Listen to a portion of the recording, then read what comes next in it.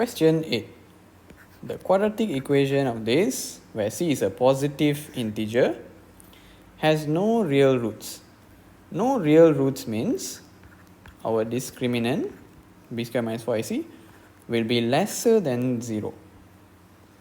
Then A, they ask us to find the two possible values of c. Okay. So we know b square minus 4ac must be less than 0 for no real roots. So let's find our a, b and c first. A will be the coefficient of x square, b will be coefficient of x, and c will be the constant. Right. So now we just have to plug it into the equation. B square minus 4ac will be lesser than 0. So b is -5, a is 2, c is just c. We expand and simplify.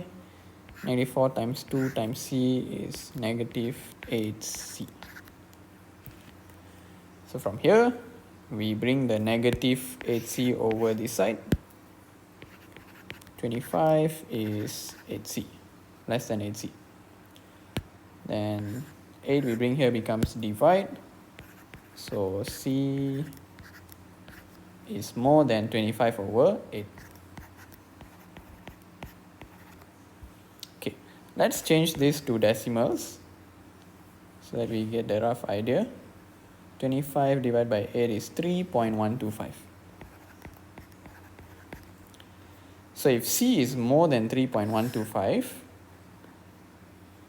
and it has to be a positive integer, integer means cannot have decimals lah. Okay, so the next possible value we can take as 4 and 5. C1, C2. Because they said it has to be more than this. And it has to be an integer. So cannot be fractions or decimals. These will be the two possible values of C. Then B. Based on the values of C1 and C2, does the equation have two real roots? Explain. Alright, let's try. So our C1 and C2 are 4 and 5. This is 4, this is 5.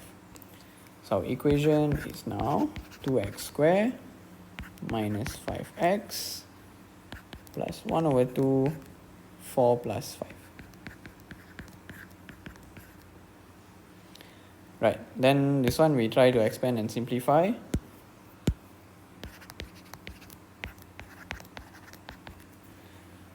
Four plus 5 is just 9. 9 times 1 over 2 will be 9 over 2, which is 4.5.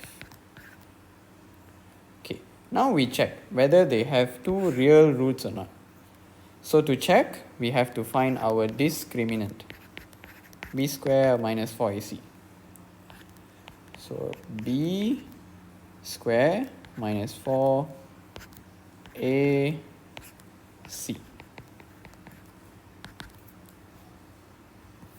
Can just put the whole thing in the calculator. 95 square minus 4 times 2 times 4.5. -11. So our b square minus 4ac is lesser than 0. So if less than 0 means it has no real roots. They ask us to explain. You can say because b square minus 4ac is lesser than 0. This will be our answer. That's all. Done.